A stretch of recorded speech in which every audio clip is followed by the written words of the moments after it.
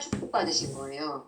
네, 조금 지저분한 혈액이더라도 혈관이 막히지 않았기 때문에 그나마 정말 다행이신데 막히지 않았다고 혈액이 끈적끈적한 상태로 계속 방심하고 지내시면 안 되겠죠. 그래서 혈관 청소는 필요하신 부분이다. 그래도 너무 다행인 거는 이게 정상이셔서 다른 분보다는 훨씬 유리하시다라고 생각하시면 될 것 같고 이 부분은 보통 혈관 저항력이 높아져 있으신 분들이 혈관 탄성이 낮아져 있으신 경우가 많으세요. 예, 나빠지면 이제 좌측으로 치우치게 되는데 혈관 탄성이 낮다. 탄성이 낮다는 거는 무슨 의미일까요? 뻣뻣하다는 의미죠. 뻣뻣. 네.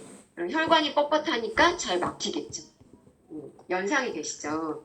그래서 이 두 가지는 거의 짝꿍으로 보시면 됩니다. 제가 고지혈도 있었는데다가 혈관 저항력은 높고 혈관 탄성은 낮았어요. 그래서 혈액순환이 진짜 안 됐었던 사람이거든요. 근데 혈액이 깨끗해도요. 혈관 탄성이 너무 낮아서 이렇게 말랑말랑하지가 않으면 혈액순환이 조금만 지저분해도 금방 잘 안 되지 않을까요? 그러니까 이런 분들은 굉장히 맑은 혈액을 잘 유지해 주셔야 돼요. 그리고 혈관 탄성을 높이려고 노력을 하시기 시작해야 돼요. 뭔가. 네. 그러면 어떻게 하면 혈관 탄성을 좋게 할 수 있냐? 혈관 탄성을 좋게 하는 물질은 메밀 속에 들어있는 루틴이라는 성분이라고 합니다. 메밀 속에 루틴. 근데 우리가 메밀만 먹고 살 수가 없잖아요. 메밀. 그쵸? 맨날 뭐 이거 좋다고 메밀국수만 드시겠어요? 그렇지는 않기 때문에 우리가 메나테크에서는 근데 굉장히 제품을 과학적으로 만들어서 혈관 탄성에 관련된 그 루틴이라는 성분을 AO라는 항산화제 속 안에 많이 넣어놓았습니다. 그래서 항산화제가 활성산소, 혈액의 어떤 문제점 아니면 세포의 돌연 변이들을 일으키는 그 활성산소, 주범을 해결해주는 부분과 함께 혈관 탄성을 좋게 하는 성분을 같이 넣어주었기 때문에 AO를 드시면 혈관 탄성을 높이는 데 도움이 많이 되시고요.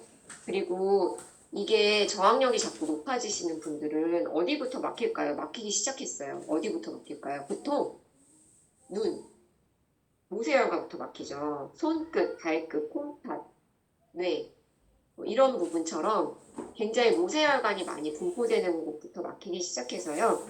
손발이 차다든지 아니면 눈이 침침해진다든지 아니면은 심장에 문제가 좀 온다든지 이렇게 머리가 맑지 않다든지 뭐 등등으로 인해 문제가 나타나기 시작합니다. 그래서 눈이 좀 잘 안 보이시는 분들 이런 분들이 아이 서포트만 막 드시는 것보다는 혈행을 좋게 하기 위한 어떤 그런 노력들을 같이 하셨을 때 되게 효과가 높습니다. 그래서 뭐 오메가3를 드신다든지 AO를 같이 드신다든지 이런 부분을 같이 해주시면 굉장히 도움이 많이 된다고 생각을 하고요. 그리고 심근혈액 소요량이라는 부분과 심근산소 소모량이라는 부분이 있는데요. 요거는 같이 봐주시면 좋아요. 심근혈액 소요량은 말 그대로 심장 근육이 혈액을 얼마나 소모하면서 일을 하고 있냐. 그리고 심근산소 소모량은 심장 근육이 얼마나 산소를 많이 쓰면서 일을 하고 있냐예요. 많이 쓰면서 일한다는 뜻은 힘들게 일한다는 것이겠죠. 그래서 여기 2부는 경우에 노란색 조금 힘들게 일하고 있어요. 근데 심장이 어떨 때 힘들게 일을 할까요? 비만일 때. 비만이 되면은요, 체중이 1kg이 증가를 하면 혈관은 2kg나 증가를 해야 되기 때문에 심장에 상당한 부담을 주게 되어 있습니다. 우리가 근데 1kg 살쪘다고 혈관 2km 증가시키기가 참 어렵겠죠. 그러니까 자꾸 혈압이 높아지는 거거든요. 더 혈류 공급을 원활하게 해야 되는데 살이 쪄가지고 잘 혈류 공급이 안 되니까 펌프질을 세게 압력을 세게 해서라도 멀리 혈액을 원활하게 공급하기 위해서 혈압이 자꾸 높아지는 부분인 거거든요. 그래서 이런 분들은 일단 체중을 조절해 주셔야지 심장의 부담을 줄일 수 있어요. 그래서 이번 기회에 꼭 체중 조절을 하셔야 되는 부분이고요. 그리고 클리닉 꼭 필요하시겠죠. 그리고 또 한 가지는 꼭 비만이 아니더라도 저처럼 마른 비만으로 혈액순환이 잘 안 되는 혈액이 맑지 않고 이런 분들은 혈관에 뭐 스무스하게 혈액들이 지나다니지 않기 때문에 심장이 부담을 느낄 수가 있겠죠. 혈관 탄성이 떨어져 있으면 어, 혈관 탄성이 어떤 부분에서 이제 도움이 되냐 하면은 심장에서 동맥순환은 피를 탕하고 펌프질을 해서 내보내면은 그게 동맥이 쭉 하고 이제 뻗어서 나가는 거거든요. 근데 정맥은 어떤가요? 발끝에서 도로 이제 올라와야 되는 거잖아요. 정맥순환은. 근데 그냥 안 올라와지는 거죠. 그냥 안 올라와지고 연동 운동으로 올라와줘야 되는데 그게 혈관에 탄력성이 있어야 되고 근육이 어느 정도 같이 움직여줘야지 연동 운동을 하면서 올라와 주는 거예요. 근데 이 부분이 잘 안 되면 문제가 있는 거라는 거죠. 그래서 저처럼 말랐는데 혈액순환이 잘 안 돼? 이런 분들은 혈관 탄성을 높이면서 운동도 좀, 혈액순환을 위해서 운동도 좀 해주시고 이런 부분을 해주셔야 심장의 부담을 좀 줄일 수 있는 부분이고요. 그리고 이런 분은 피도 좀 맑아야 돼요. 혈관 탄성이 떨어져 있는데 피가 안 깨끗하면 안 되겠죠? 네, 그런 부분이 있고요. 그리고 이제 마른 비만, 그리고 비만, 혈순환 잘 안 되는 거. 이 부분을 체크해서 말씀해 주시면 되겠습니다. 심근산소 소모량은 됐고, 심근혈액 관류량을 보시겠습니다. 심근혈액 관류량은 심장 근육으로 혈액이 얼마나 관통하고 지나가고 있는가. 좌측으로 치우쳐 있으면 어때요? 심장에 피가 잘 안 가고 있는 거니까 네, 허혈성 심근 땡땡 이런 얘기 많이 들어보셨죠? 허혈성 심장 질환은 심근에 혈액이 잘 안 가서 오는 문제입니다. 이분 보시면 약간 이쪽으로 치우쳐 있죠? 뭔가 혈관 저항력이 약간 높아져 있으면서 심장으로 피가 덜 가고 있네요. 심장에 부담을 느끼고 계시고 이러니까 우리 혈관 청소 한번 하셔야 되겠어요. 이런 결론이 나오는 거죠. 그리고 여기 1회 박출량, 좌심시 혈류저항, 좌심시 유효 펌프력 9번, 10번, 11번 이 차트에 제가 V 표시를 해놨거든요. 이 세 개. 이 세 개의 V 표시를 해놨는데 이렇게 지그재그로 되어 있으면 어떤 의미를 얘기하는 거냐 하면은 부정맥이라고 들어보셨을 거예요. 부정맥이 뭔가요? 심장이 불규칙하게 뛰는 거를 부정맥이라고 하거든요. 굉장히 위험한 거라고 하죠. 갑자기 심장이 멈출 수 있는 굉장히 위험한 거다. 이런 거 왜 오는지 아세요? 혹시 부정맥? 부정맥은 심장이 규칙적으로 뛰는데 필요한 그 원리를 아시면 그걸 이해하실 수가 있는데 심장은 수축할 때는 칼슘이라는 미네랄, 이완은 마그네슘, 수축, 이완, 수축, 이완을 리드미컬하게 반복을 해야 되는데 어떤 정기적 신호에 의해서 칼슘과 마그네슘이 정상적으로 분비가 되어야지 그거에 따라서 수축, 이완을 반복하게 돼 있거든요. 근데 현대인들은 어떤가요? 보통 왜 너무 피곤하면은 눈 떨려가지고 마그네슘 드시는 분들 있잖아요. 현대인들이 굉장히 스트레스도 많고 하기 때문에 항상 이완을 위해 필요한 마그네슘이 굉장히 고갈이 많이 되어 있으셔서 마그네슘 부족 상태가 굉장히 많고요.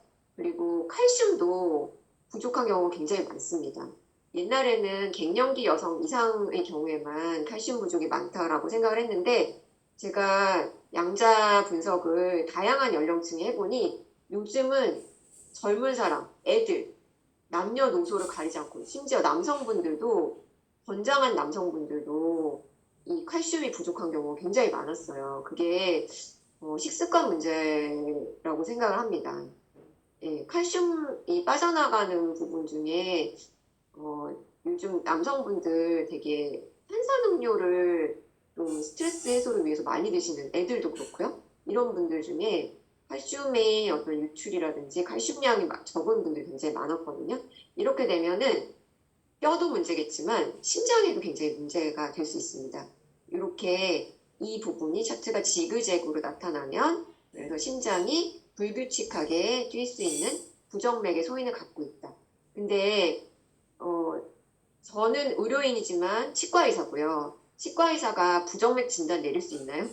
아니죠. 아니고, 그리고 이 기기를 쓰시는 대부분의 분들은 그냥 의료인이 아니신 일반인 분이시란 말이에요. 근데 어떤 분이, 네, 부정맥이 있으시네요. 이런 표현을 쓰시는 거는 굉장히 곤란할 수 있습니다.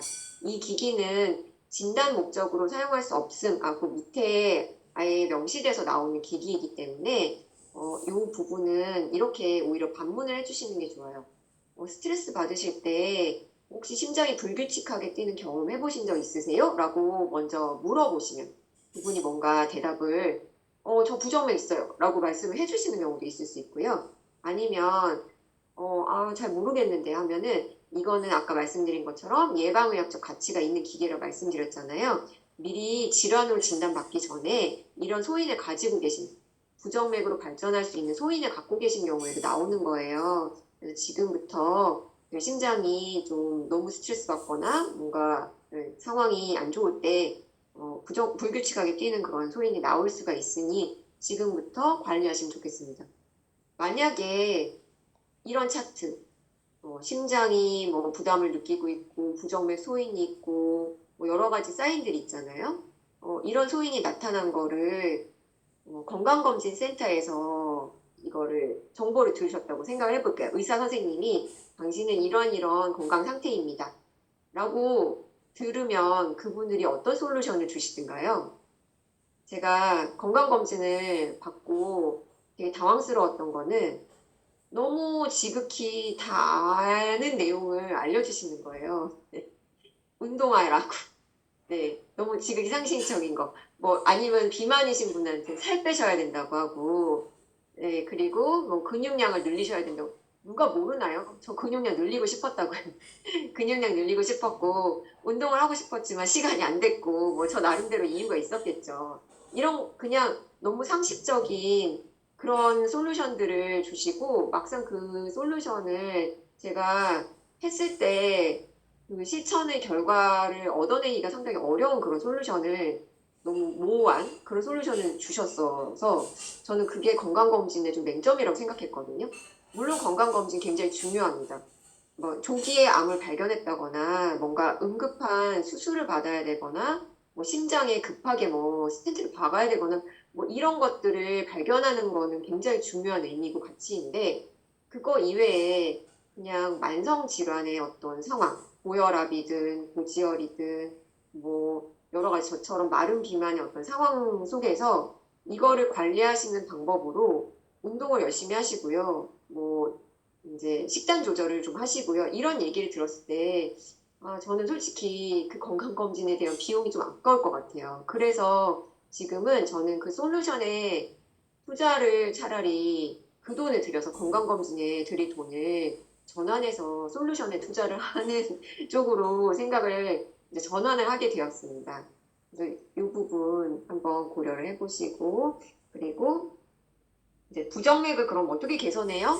칼슘, 마그네슘이 부족해서 또는 비율이 안 맞아서 그렇다고 하는데, 메나테크에는 카탈리스트라는 굉장히 어마어마한 그런 임상을 가지고 있는 비타민 미네랄이 있거든요. 종합 비타민 미네랄인데 이 카탈리스트를 섭취했을 때 한 6개월 정도 제대로 꾸준히 섭취를 하시면 부정맥적인 증상이 대부분 많이 해소가 되는 걸 경험하실 수 있었습니다. 그, 그 부분에 어떤 정도로 오늘은 제가 비포 애프터 차트를 여기에 담아 놓지는 않았는데 뼈 건강적으로도 저는 치과의사기 때문에 임플란트를 할 때 뼈 대사가 되게 중요하고 칼슘 농도가 되게 중요하거든요. 근데 약국에 있는 비타민제를 저는 약사 딸입니다. 저의 스토리를 아시는 분들은 아실 수 있는데 약사 딸이고 이 부분에 대해서 되게 좀 가치를 되게 높게 생각하고 있었던 부분이라 비타민 미네랄을 임플란트 환자한테는 꼭 이제 권해야 한다. 잇몸이 너무 안 좋고 맨날 입병이 나시는 분한테는 제가 약국 어디 가셔가지고 무슨 비타민제를 드시라고까지 이거 몰랐을 때는 알려드렸던 사람이에요. 근데 그거를 알려드려서 그분들이 그 약을 사서 드셔도 임플란트가 빠졌던 게 안 빠지게 되고 막 이런 효과를 내는 거는 저는 본 적이 없어요.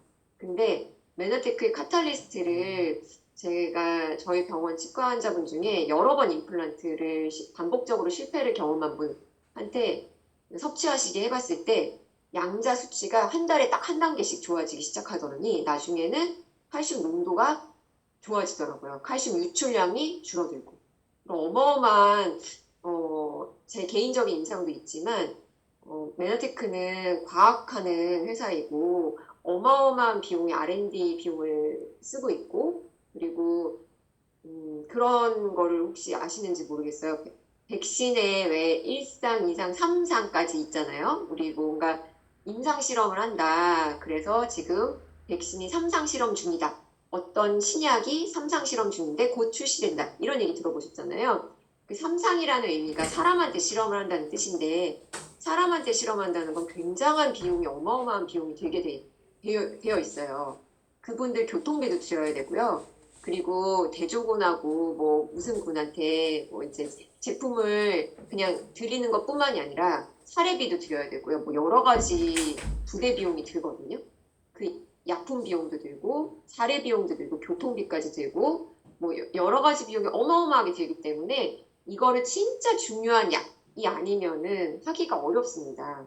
근데 메나테크는 메나테크 이야기라는 책자를 보시면 거기 되게 놀라운 정보들이 담겨 있는데 혈청 생화 농도, 혈청 생화 농도가 정상화가 되었다. 이런 한 줄의 짤막한 문장이 있어요. 근데 그걸 사람한테 실험을 했다는 뜻이거든요. 사람한테 임상을 가지고 있는 영양제는 정말 찾아보기 드뭅니다. 제가 아는 유일한 사실 제품이라고 생각하거든요. 그래서 메나테크의 어떤 그 영양제는 그 정도로 어마어마한 백데이터와 임상을 가지고 있는 거기 때문에 신뢰하고 드셔도 되고 믿고 권하실 수 있다고 봅니다. 그리고 실제로 제품을 6개월 정도 드시면 어마어마한 결과치를 보실 수 있습니다. 그리고 여기서 좌심실 혈류 저항. 좌심실 혈류 저항이라는 부분이 어떤 의미로 느껴지세요? 좌심실은 심장에 심방이 있고 심실이 있잖아요. 심실에서 혈류를 뿜어내는데 그게 펌프질을 했는데 안 나가. 혈류 저항이 있다는 게 좀 안 나가는 것처럼 느껴지지 않으세요? 그러니까 이게 뭔가 펌프질 제대로 안 나간다고 하면은 거기 안에 고여 있을 수 있겠죠. 그래서 이 고여 있는 피는 언제든지 혈전으로 바뀔 수 있을 거고요. 그럼 심장 안에 혈전이 있다고 생각해 보세요. 펌프질하는 기관에 혈전이 있어. 어딘가 빵 튕기면 굉장히 위험한 상황이 올 수도 있습니다. 막힐 수 있잖아요. 그래서 자심실 혈류 저항이 높아지는 거는 굉장히 위험한 사인으로 봐서 제가 제 프린트물을 혹시 갖고 계신 분들은 여기다 빨간색으로 표시를 해놨는데 대부분 초록색으로 나오는데 혹시라도 우측으로 치우쳐 있으면 심장 안에 혈전이 생기기 쉬운 환경이고 굉장히 위험한 상황이라고 보니 노란색부터도 조금 많이 위험하다고 생각하시면서 클린을 꼭 좀 하셨으면 좋겠다. 이렇게 빨간색으로 표시를 해드렸습니다. 네. 그리고 이 양자를 제가 분석을 해보니 애들도요 정상이 안 나오더라고요. 정말 어린 애들 제가 깜짝 놀랐어요. 10대 교정 환자한테 이거를 검사를 했는데 지방간이 빨간불인 거예요. 콜레스테롤이 너무 높고 야, 그래서 이걸로 정상이라고 나오는 사람이 있을까 싶은 생각이 들더라고요. 그래서 이렇게 수치가 많이 안 좋게 나올 때 이거를 이제 막 열변을 토해서 얘기를 하시면 듣는 분 입장에서 내가 환자인가? 굉장히 불편해지실 수가 있어요. 그러면서 이 제품을 통해서 내가 건강해져야 되겠다기보다는 그냥 병원에 가봐야겠다라는 마음이 먼저 드실 수가 있거든요. 너무 이렇게 이거를 불안한 마음을 가지시게끔 크게 얘기를 하시면 좀 불편해지는 상황이 오실 수 있기 때문에 이 부분은 물론 정말 급하고 중요한 사인이 있을 때는 병원에 가보시라고 제가 몇 가지의 경우에는 병원에 가보시라고 말씀을 드려야 되는 부분을 말씀을 드리겠지만 사실 우리가 병원에 의지하지 않고도 건강해지려고 이 모임을 지금 나오시는 거잖아요. 그래서 그 부분에 대한 동기부여가 될 수 있도록 언어 표현을 조금 더 신중하게 고려해서 해주시면 좋을 것 같습니다. 그리고 좌심실 이후 펌프력이라는 거, 좌심실에서 펌프질하는 힘이 어떤가 이런 거를 의미하는 것 같잖아요. 근데 이것이 낮으면 좌측으로 치우쳐 있으면 펌프질하는 힘이 별로 떨어진다는 의미겠죠. 그래서 심장 부전이라든지 심근경색이라든지 판막 질환이 있을 때 펌프질이 잘 안 되겠죠. 펌프질이 잘 안 되는 분들이 기력이 좋을까요? 별로 안 좋습니다. 허약 체질이거나 근력이 부족하실 가능성도 높고요. 그리고 이런 분들은 보통 살이 빠지기 힘들고 요요도 잘 오신다고 합니다. 그래서 이분들은 특히 심장의 근육을 높이기 위해서, 심장 기능을 높이기 위해서 되게 중요한 부분이 좋은 영양을 섭취하고 뭐 클린을 하고 이런 것도 중요하지만 하체 근육이 되게 중요하대요. 그래서 종아리 근육이 심장의 건강을 반영한다. 막 이런 얘기도 있고, 엉덩이 근육, 허벅지 근육이 심장의 어떤 그 기능을 반영을 한다. 이런 말씀 어딘가 들어보셨을 수 있어요. 그래서 이분들은 특히 하체 운동을 강조를 해주셔야 되는데, 운동만 한다고 근육이 절대 붙지 않습니다. 해보신 분들 아실 거예요. 운동하다가 오히려 근육이 붙는 게 아니라 몸이 나가 떨어지는 경우들을 많이 체험하셨을 건데요. 좋은 영양을 채워주시면서 운동을 했을 때 근육이 붙는 거지 저절로 붙지는 않습니다. 그래서 어떻게 하면 근육이 붙냐? 오소린이라는 단백질과 함께 임팩트라는 그런 비타민 B군과 동충하초, 이렇게 대사를 좀 좋게 하는 성분들이 많이 있는 그런 부분과 함께 OSP를 같이 드시면 플러스라는 성분이요. 호르몬 밸런스도 개선하지만 기력을 업해주고 하는 부분에 굉장히 도움이 되거든요.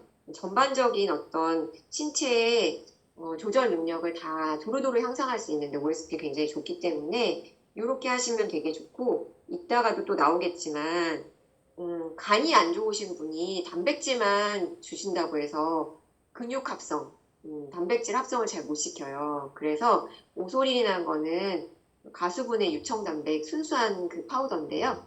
그것만 주신다고 단백질 합성을 잘 못하기 때문에 간이 원활하게 작동할 수 있게 만들어주는 그런 트루피어 같은 간을 도와주는 성분도 같이 주시면 되게 좋겠습니다. 그리고 높으면 좌심실의 펌프력이 높으면 어떤 의미일까요? 네. 그러면은 펌프질 잘하는 거 좋은 거 아니에요? 네, 좋은 겁니다.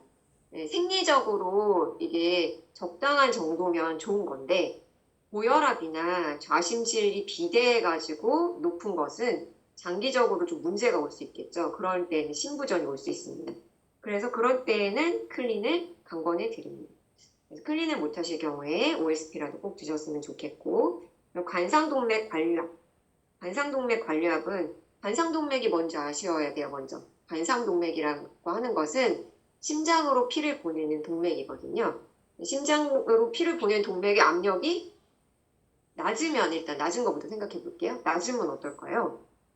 심장에 피가 잘 안 가는 거잖아요. 그러니까 허혈성 심근 땡땡, 심근경색. 허혈성 심근경색, 심장으로 피가 잘 안 갔어요. 그럼 심장 기능이 떨어지겠죠. 그래서 심부전이라는 건 심장 기능이 떨어진다는 걸 의미하고요. 그리고 부정맥, 심장 기능이 떨어지면 심장이 불규칙하게 정상적으로 작동을 잘 안 하는 거예요. 부정맥이 올 수 있고, 부정맥이 오는 거는 갑자기 심장이 멈출 수 있다는 뜻이고요. 돌연사 가능성이 있다는 굉장히 위험한 사인입니다.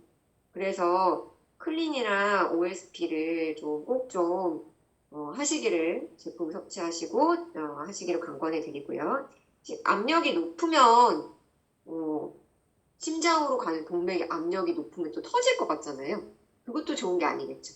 이 상황도 서로 반대의 상황이지만 역시 클린이나 OSP 제품을 권해드리고 싶습니다. 그리고 뇌조직의 혈액 공급 상태가 낮은 경우는 어떨까요? 뇌조직 혈액 공급이 원활히 안 돼. 그러면은 머리가 당연히 안 맑겠죠. 뇌로 피가 잘 안 가니까 머리와 눈이 맑지 않으실 건데요. 이런 분들은 어떻게 해야 될까요? 뇌로 피가 잘 공급이 되려면.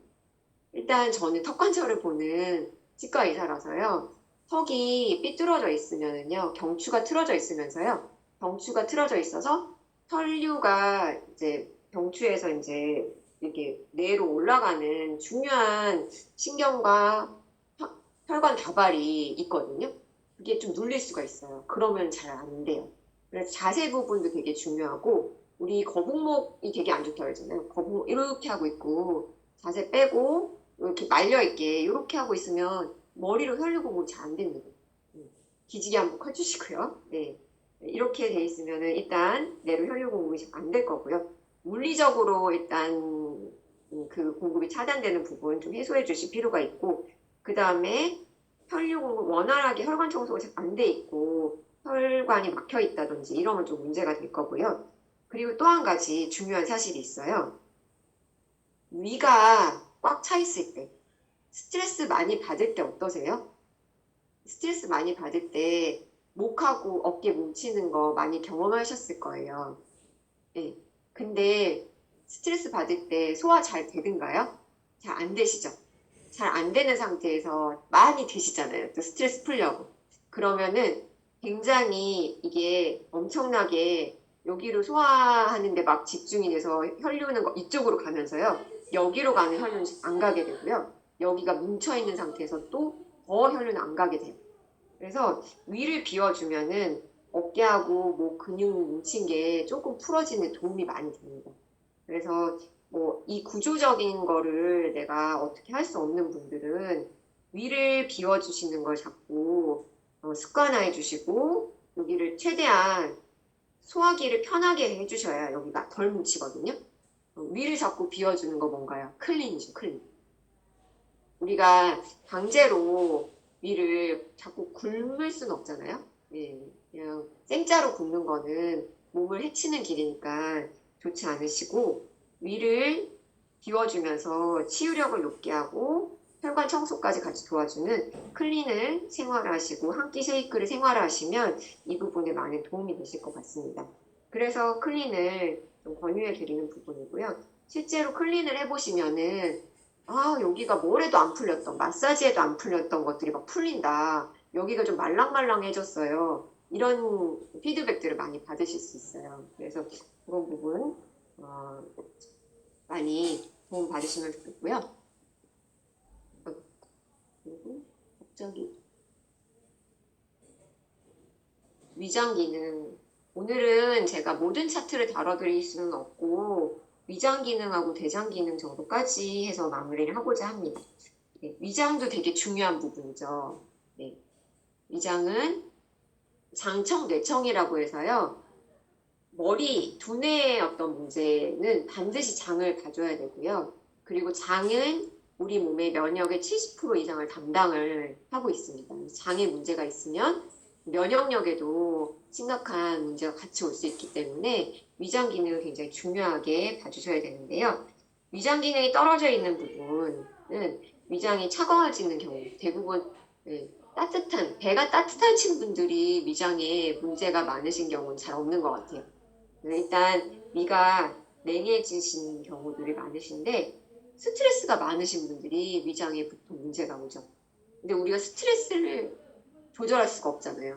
외부에서 오는 스트레스를 조절할 수가 없으니까 내부적으로 스트레스가 오더라도 위장이 잘 작동할 수 있는 그런 환경을 조성해 주시는 게 필요할 것 같습니다. 먼저 위장 효소 분비 개수를 보실 건데 위장 효소 분비가 좌측으로 치우치면은 효소가 좀 떨어져 있다고 보실 수 있어요. 네. 노란색 이하면은 소화 효소가 좀 적다라고 생각을 할 수 있는데 소화 효소에 대해서 저는 메나테크를 만나고 건강 공부를 하면서 처음 알았어요. 소화 효소가 난자처럼 유전자가 이렇게 만들어낼 수 있는 개수가 정해져 있다는 것을. 그거 아셨나요? 여기 계신 많은 분들, 아시는 분들 많겠지만 처음 고객으로 오신 분들은 모르실 수도 있는데 이게 난자가 1생 동안 만들어낼 수 있는 난자수가 정해져 있기 때문에 우리가 폐경이라는 걸 맞듯이 소화효소도 일생 동안 만들어질 수 있는 소화효소의 양이 사람마다 다 다른 거예요. 그리고 소화효소가 어떤 사람은 식사를 많이 하고 좀 잘해도 먹성이 좋으신 분들 소화 뭘 해도 나 돌도 씹어 삼킬 수 있어 이런 분들 소화력이 좋으실 것 같은 분들도 있고 뭐 좀 골골하게 생겼으면서 소화 잘 안 될 것 같은 분들도 있잖아요. 유전적으로 소화효소 양이 자체가 다른 거예요. 근데 이 부분에서도 일생 동안 나올 수 있는 양이 정해져 있는데 우리가 옛날에는 한 60대만 돼도 저희 할머니 때는 60대면 환갑잔치 지내시고 금방 돌아가셨잖아요. 근데 지금은 거의 제가 상갑집을 가보면은 90대에 돌아가시더라고요. 그러니까 어느 순간 소화효소는 끊길 텐데 그 이후에도 계속 사시게 되죠. 소화효소가 없는 상태로 계속 사실 수 있어요. 그러니까 나이가 들면 자꾸 활명수 찾으시고 소화제를 달고 사실 수밖에 없는 이유가 소화효소는 나오는 게 제한돼 있는데 먹은 거 계속 드셔야 되고 어느 순간 이제 일정 연령이 지나다 보면은 소화효소가 당연히 부족하고 고갈된 상태로 살 수밖에 없다. 이걸 전제로 이해를 하고 계셔야 되고요. 그리고 현대인들이 과거에 비해서 너무 자주 많이 먹습니다. 옛날에 비해서 뭐 간식을 안 한다. 나는 간식은 절대 안 먹어요라고 하시는 분들도 라떼 드시고요. 음료수 되게 많이 드시잖아요. 그것도 다 위장이나 이런 걸 부담 되게 많이 주는 것들이거든요. 간에 부담 주는 것들이거든요. 그런 부분을 계속 뭔가 달고 사시기 때문에 소화효소를 계속 쓰고 계신 거예요. 계속 쓰면 어떻게 되나요? 더 빨리 고갈됩니다. 그래서 소화효소가 적은 상태에서 먹으면 영양소로 제대로 흡수가 되지 않으면서 독소로 쌓여버리겠죠. 그러면은 먹은 게 완벽하게 소화된 상태에서만 제대로 된 영양으로 작동을 하는 거지, 소화가 덜 된 상태에서 만약에 그게 부패를 한다고 생각해 보세요. 위장에 유산균이 많은 상태에서는 발효가 되고 좋은 의미의 그런 유산균이 뭐 이렇게 포스트 바이오틱스라는 것들을 만들어서 좋은 일이 일어나겠지만 유산균은 좀 적고 소화효소는 부족한 상태에서 뭔가 소화가 되다가 만 것들이 막 위장에 가득 차 있다고 하면은 분명히 독소가 엄청나게 많이 생길 겁니다. 근데 제가 전 어렸을 때부터 계속 말랐었거든요. 엄마가 체력이 항상 딸리는 것 같으니까 더 먹어라, 더 먹어라, 또 먹어라. 배가 꽉 찼는데도 자꾸 먹이셨어요. 자꾸 먹이셨는데 그게 저한테 좋은 어떤 영향으로 이렇게 작동을 했다기보다는 그게 쌓여서 지방간이 되고 고지혈이 된 것 같습니다. 제가 말랐는데도 메나티크 클린을 하기 전에 고지혈에다가 지방간이었거든요. 놀랍죠? 이런 사람도 지방간일 수 있더라고요. 그래서 이 뭔가 내가 억지로 꾸역꾸역 먹는 거, 특히 마른 애기들 밥 안 먹는데 억지로 막 떠먹이시잖아요. 그렇게 하시면 그 아이를 위해서 도움이 되는 게 아니고 그 아이한테 그다지 도움이 되지 않을 수 있다. 그런 아이들한테는 차라리 소화효소를 주셔라라고 말씀을 드립니다. 아이가 소화가 잘 되면요, 저절로 입맛이 당겨서 더 먹는 걸 찾게 될 거예요. 그게 제일 좋은 상황이라고 보시면 되고, 소화효소가 그럼 부족하면 어떡해요? 그리고 또 희소식이 하나 더 있어요. 소화효소는요, 이렇게 부족하다고, 나중에 결국 부족해질 거잖아요. 우리가 오래 살게 되면.